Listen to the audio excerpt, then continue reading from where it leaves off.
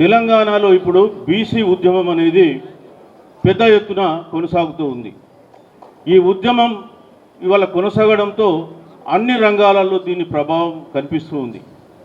వాస్తవానికి పంచాయతీ మున్సిపల్ ఎన్నికలే కాకుండా మొన్న జరిగినటువంటి లీగల్ ప్రొఫెషన్ ఎన్నికల్లో కూడా అడ్వకేట్స్ సంబంధించిన బార్ అసోసియేషన్ల ఎన్నికలలో కూడా 60% బీసీలు గెలిచి బీసీ బావుట ఎగురవేయడం జరిగింది. సో దానికి మన దేవరాజు గౌడ్ గారు చాలా కృషి చేసినారు, అట్లాగే చాలా సంస్థలు కృషి చేసినాయి. అంటే తెలియకుండానే తెలంగాణలో బీసీ వాదం అన్ని రంగాలకు విస్తరిస్తుందనే అంశాన్ని మీకు నేను తెలియజేస్తున్నాను. ఎన్నడూ మాట్లాడినటువంటి వాళ్ళు కూడా ఇవాళ అసెంబ్లీలో బీసీలకు బడ్జెట్లో బీసీలకు జరుగుతున్న అన్యాయం గురించి మాట్లాడుతూ ఉన్నారు. సో మరి ఇది బీసీ ఉద్యమం సాధించినటువంటి విజయంగా నేను చెప్తున్నాను. అయితే మనం సాధించింది చాలా తక్కువ, సాధించాల్సింది ఇంకా చాలా ముందుంది. ఇవాళ రాజ్యాధికారం అంటున్నాం. రాజ్యాధికారం అంటే కేవలం ఎమ్మెల్యేలు ఎంపీలు గెలిచి అసెంబ్లీలో పార్లమెంట్లో ఉండడం కాదు. పార్లమెంట్లో ఉండడం, అసెంబ్లీలో ఉండడంతో పాటు మనకు రావాల్సినటువంటి హక్కులు కానీ మనకు రావాల్సిన వాటా మనకు అందియాల్సినట్టు అవసరం ఉంటుంది. అధికారం అంటే, రాజకీయ అధికారం అంటే ముఖ్యంగా ఆర్థిక వనరులపైన మనకు హక్కు ఉంటుంది. అదేవిధంగా నిర్ణయాలపైన కూడా అధికారం ఉంటుంది. ఇవన్నీ కలుపుకుంటేనే రాజ్యాధికారం అంటారు. మీకు నేను చిన్నగా చెప్తాను. తెలంగాణ వచ్చిన తర్వాత మనం తెలంగాణ ఎందుకు పోరాడినాం? నీళ్లు నిధులు నియామకాలు కావాలని చెప్పి పోరాటం చేసినాం. కానీ తెలంగాణ వచ్చిన తర్వాత నీళ్లు మనకు రాలే, కన్నీళ్ళే వచ్చినాయి. నిధులు మనకు రాలే, నిరాశ మిగిలింది. నియామకాలు మనకు రాలే, నిరుద్యోగం మిగిలింది. త్యాగాలు మన అయినాయి, భోగాలు వాళ్ళే అయినాయి. మరి ఈ దుస్థితికి రావడానికి కారణమైంది. ఒక 5 నిమిషాలు మాట్లాడి మాత్రం నేను క్లోజ్ చేస్తే ఇంకా చాలామంది పెద్దలు ఉన్నారు. వాస్తవానికి తెలంగాణ అనేటువంటి ఒక ప్రాంతం ఒక పుణ్యమైనటువంటి ప్రాంతం, పుణ్యక్షేత్రం. ఇక్కడ అనేకమైనటువంటి ఉద్యమాలు నడిచినాయి, నడుస్తూ ఉన్నాయి, నడవబోతాయి కూడా. కానీ ఎన్ని ఉద్యమాలు నడిచినా అధికారం మాత్రం బీసీలకు రాలే. ఇక్కడ నిన్ననే మనకు వారి జయంతి జరిగింది. ఎవరు? మన కొమరయ్య గారు, దొడ్డి కొమరయ్య గారు జయంతి నిన్న జరిగినప్పుడు మన కండ్ల ముందు తెలంగాణ సాయుధ రైతాంగ పోరాటం కనిపించింది. 1946 ఏప్రిల్ 3వ తారీఖు నాడు ఆయన అమరుడైండు. 46 నుంచి 51 వరకు తెలంగాణ సాయుధ రైతాంగ పోరాటం జరిగి 4000 మంది అమరులైంది. ఒక్కరు కాదు, ఇద్దరు కాదు, 4000 మంది చనిపోయినటువంటి పోరాట గడ్డ ఇది.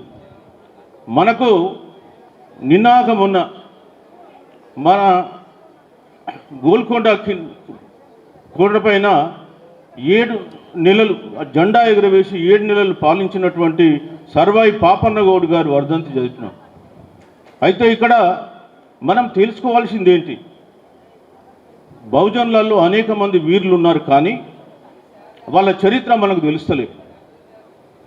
ఇవాళ తెలంగాణలో అనేక ఉద్యమాలు జరిగినాయి. మీకు ముఖ్యంగా చెప్పాలంటే సాయుధ పోరాటం ద్వారా 4000 మంది అమరులైన్లు, తెలంగాణ తొలి దశ మలిదశ ఉద్యమం కొరకు 2000 మంది అమరులైన్లు, ఈ తెలంగాణలో ఉన్న భూమి విముక్తి కొరకు మావోయిజంలో నక్సలిజంలో మరొక 10,000 మంది అమరులైన్లు. కానీ రాజ్యాధికారం ఎవరికి పోయింది? బీసీలకు వచ్చిందా? ఎస్సీలకు వచ్చిందా? ఎస్టీలకు వచ్చిందా? మరి ఇన్ని వేల మంది అమరులైతుంటే కూడా మళ్ళీ మనం వాళ్ళకే ఓటేసి వాళ్ళని మనం భుజాల మీద మోస్తుంటే మరి మన బతుకులు ఎట్లా బాగుపడుతుంది? అందుకే చెప్తున్నా, తెలంగాణ తెచ్చుకున్నారు, అందరం పార్టిసిపేట్ చేసినాం. ఏం జరిగింది తెలంగాణ వచ్చి?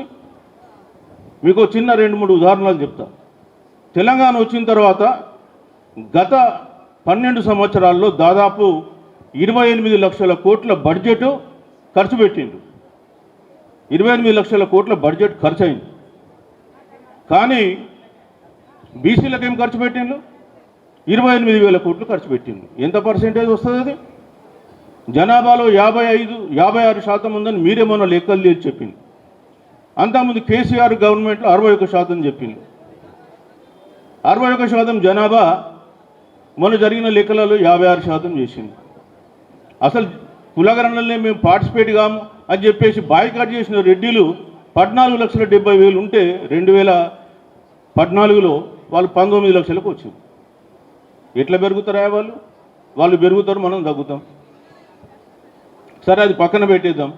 ఇక ఖర్చుకు వచ్చేస్తే 28 లక్షల కోట్ల ఖర్చు పెడితే మన కొరకు ఏం చేసిండ్లా వాళ్ళంటే 28,000 కోట్లు. అవి ఎందుకు పెట్టిండ్రు?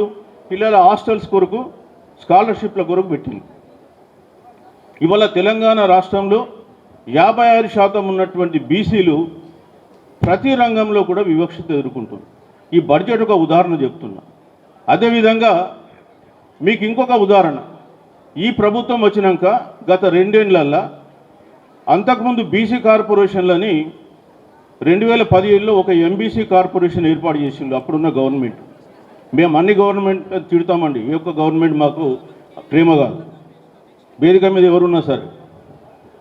2017లో ఎంబీసీ కార్పొరేషన్ ఏర్పాటు చేసి 2017 నుంచి 23 వరకు 3,850 కోట్లు అలాట్ చేసి ఖర్చు పెట్టింది ఎంత అంటే 17 కోట్లు. అది కూడా జీతాలకు. మరి మీరేం భార్యం ఖర్చు పెట్టినలో చూసారా? ఇరిగేషన్ కొరకు ఒక్క ఇరిగేషన్ సెక్టార్లో 2014 నుంచి 23 వరకు 1,86,000 కోట్లు ఖర్చు పెట్టింది. 1,86,000 కోట్లు. మనకు వచ్చేస్తే ఎంబీసీ కులాలకు 17 కోట్లు. అంటే పాలకులకు బీసీలు అంటే ఎట్లాంటి చూపు ఉందో మీకు చెప్తున్నాను. ఇక ఆ గవర్నమెంట్ పోయి ఈ గవర్నమెంట్ వచ్చింది. వీళ్ళు గత 2 ఏళ్లలో ఎంబీసీలకు 800 కోట్లు ఇస్తే 8 రూపాయలు కూడా ఖర్చు పెట్టలేదు, 8 పైసలు కూడా ఖర్చు పెట్టలేదు. అట్లనే బీసీ కార్పొరేషన్లకు 1,363 కోట్లు ఈ 2 సంవత్సరాల్లో ఇచ్చి పెద్ద గుండు సున్నా చూపించినటువంటి ప్రభుత్వం కాంగ్రెస్ ప్రభుత్వం. మరి మనం ఇక్కడ 42% రిజర్వేషన్ గురించి, 42% రిజర్వేషన్లు చాలామంది చాలా రకాలుగా మాట్లాడింది. కానీ అల్టిమేట్గా ఏం జరిగింది ఇవాళ? అది 9వ షెడ్యూల్లో పెడితే తప్ప మనకు రక్షణ రాదు. సరే, అది 42% రిజర్వేషన్లు ఈరోజు ఇక్కడ రాష్ట్ర ప్రభుత్వం బిల్లులు పాస్ చేసింది, గవర్నర్ ఆమోదం ద్వారా కేంద్రానికి పోయింది. ఎందుకు 42% రిజర్వేషన్ మనకు కావాలి? మనం 56% ఉన్నాం. సరే, 56% పబ్లిక్, 56% రిజర్వేషన్ మన జనాభా దామాషా ప్రకారం కోరుకున్నా మనకు తప్పు లేదు. కానీ ప్రభుత్వం ఒక మాట కామారెడ్డి డిక్లరేషన్ అని పెట్టి అప్పుడున్న కాంగ్రెస్ ప్రభుత్వం 42%, అంటే ఇప్పుడున్న కాంగ్రెస్ ప్రభుత్వం ఇస్తామని చెప్పినారు కాబట్టి దానికి స్టిక్ అయినా వారు ఇక్కడి నుంచి పంపించేసి చేతులు దులిపేసుకున్నారు. తర్వాత కేంద్రం మీద ప్రెషర్ లేదు.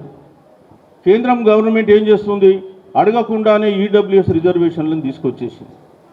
ఇవాళ తెలంగాణలో ఉన్న బీసీలు వాళ్ళ పరిస్థితి ఎట్లుంటుందో చెప్తాను. ఇప్పుడు జనాభా దామాషా ప్రకారం ఎస్సీలకు వాళ్ళ రిజర్వేషన్లు ఉన్నాయి, ఎస్టీలకు వాళ్ళకు జనాభా దామాషా ప్రకారం రిజర్వేషన్లు ఉన్నాయి.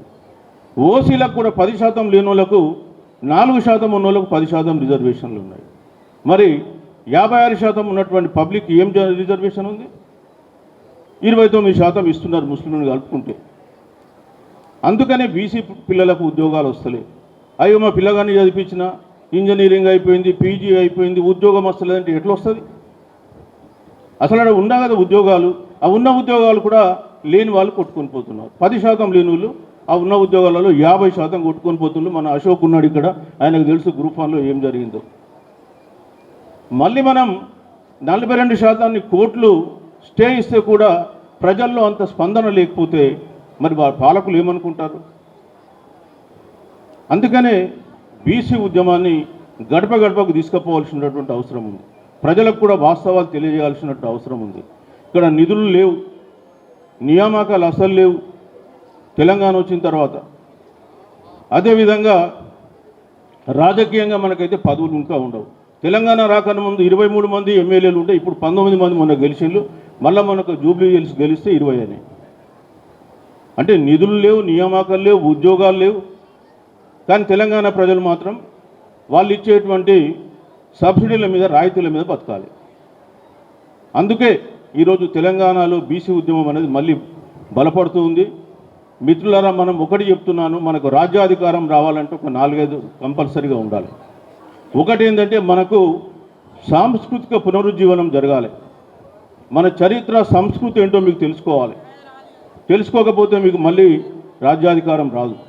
ఇవాళ మీకు తెలంగాణ ఎట్లా వచ్చిందంటే ఆంధ్ర వాళ్ళు మనం హేళన చేసింది, వీళ్ళకి చరిత్ర లేదు, సంస్కృతి లేదు, భాష లేదు అంటే అప్పుడు మన తెలంగాణ పండగలు బతుకమ్మను బయటకు తీయడం, తెలంగాణ చరిత్ర బయటకు తీసి మేము మీకేం తీసిపోమని చెప్పేసి తెలియజేయడంతో ఒక ఆత్మగౌరవం నిండి తెలంగాణ కొరకు పోరాటం చేసింది. అట్లనే ఇవాళ తెలంగాణ అమరవీరులకు చరిత్ర బయటకు తీయాల్సిన అవసరం ఉంది. తెలంగాణలో అనేక మంది వీరులు ఉన్నారు.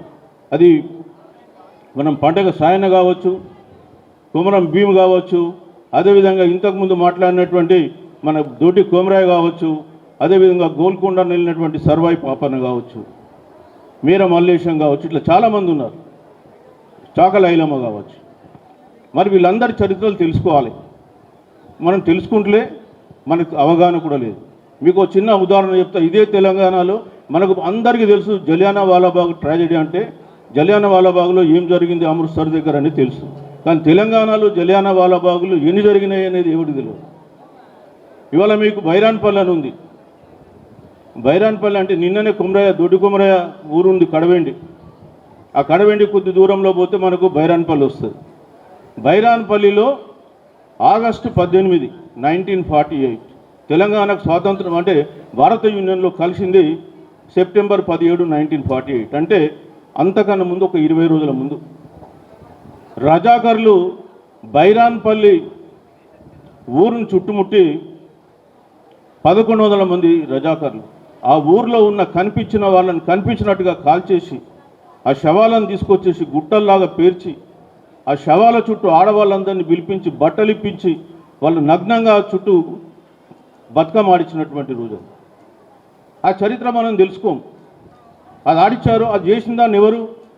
అక్కడ ఉన్నటువంటి ఆ విష్ణూరి రామచంద్రారెడ్డి మనుషులు. తెలంగాణను ఎవరు దోచిండు? అటు నిజాం కంటే ఎక్కువ కూడా ఇక్కడ ఉండేటువంటి దేశ్ముఖులు, దేశపాండేలు, ఈ పట్వారీలు, అదేవిధంగా జమీందారులు, జాగీర్దారులు. మళ్ళీ వాళ్ళు ఏం చేస్తున్నాం? మనం వాళ్ళకే ఓటేసి మన భుజాల మీద మళ్ళా మోస్తున్నాం. ఎవరు తెలంగాణలో బీసీలకు శత్రువు?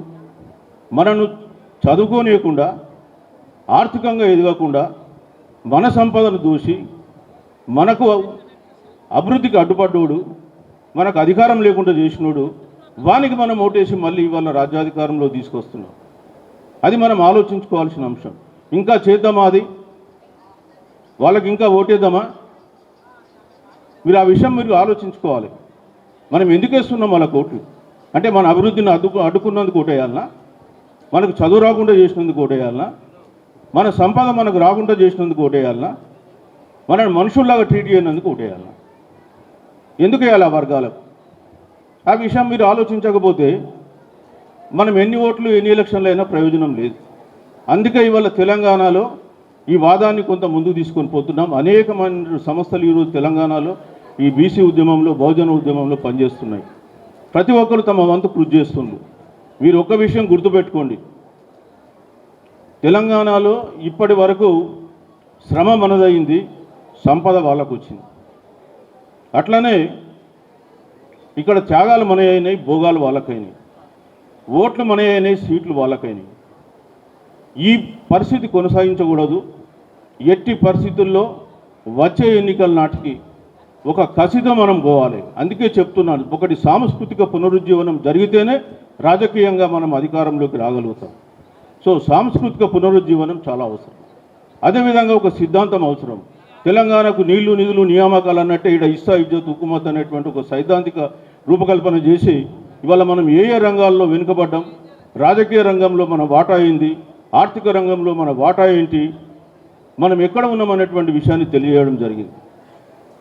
మరి కాబట్టి మనకు రావాల్సింది ఏంది? మన అస్తిత్వం, మన ఆత్మగౌరవం, మన అధికారం. ఈ అస్తిత్వం, ఆత్మగౌరవం, అధికారం అనేది మేము ఇస్సా ఇజ్జత్ హుకుమత్ కింద పెట్టి తీసుకొని రావడం జరిగింది. అట్లాగే తెలంగాణలో మనం రాజ్యాధికారంలోకి రావాలంటే ఖచ్చితంగా నమ్మదగ్గటువంటి కొన్ని రాజకీయ నాయకులు కావాలి. ఎట్లయితే తెలంగాణ ఉద్యమంలో ఒక అనేకమైన పార్టీలు ఉండే తర్వాత కాలంలో ఒక వ్యక్తి ఒక పార్టీ వచ్చిందో అట్లనే ఇప్పుడు కూడా కొంత రావాల్సి ఉంటుంది. అదేవిధంగా నాయకత్వాన్ని మనం పెంపొందింపజేసుకోవాలి. మరి ఇవన్నీ జరిగినప్పుడు ఇంకా చాలా అంశాలు ఉన్నాయి, అవన్నీ స్పృశించదలుచుకోలే. నేను కోరేది ఒకటే ఏంటంటే, ఈ రాజ్యాధికారం అనేది ఏదో మనకు అందని ద్రాక్ష పండు కాదు. తెలంగాణ ప్రజలు ఇప్పటి వరకు కూడా చాలా చైతన్యవంతులు, అనేక ఉద్యమాల్లో పాల్గొని ఆత్మాహుతి చేసుకున్న వాళ్ళు ఇంకా భవిష్యత్తులో ఇంకెవరు ఆత్మాహుతి చేసుకోకూడదు. చేసేది ఎవరన్నా ఉంటే అగ్రవర్ణాలు చేసుకోవాలి, మనకు కాదు. ఆ విషయాన్ని గుర్తుపెట్టుకోండి. ఆ విధంగా రాజ్యాధికారంలోకి మనం రావాలి. మనకు కావలసినటువంటి వనరులు మనం పంపిణీ చేసుకోవాలి, నియంత్రించుకోవాలి. మనకు సోషల్ జస్టిస్ తెలంగాణ మనకు కావాలి. మరి ఆ ఉద్యమం వచ్చేంత వరకు తెలంగాణలో మరొక ఈ బీసీ ఉద్యమం కొనసాగుతుంది, బహుజన ఉద్యమం కొనసాగుతుంది. మరి ఆ కొనసాగడానికి మనందరి కృషి జరగాలి. మీరందరూ కూడా అందులో పాల్గొని ఖచ్చితంగా తెలంగాణ మరొకసారి దేశానికి ఒక దారి చూపేటువంటి దేశంగా మారాలని చెప్పి, ప్రాంతంగా మారాలని చెప్పి కోరుకుంటూ నాకు ఈ అవకాశం ఇచ్చిన మీకు ధన్యవాదాలు తెలుపుతూ సెలవు తీసుకుంటున్నాను. Thank you.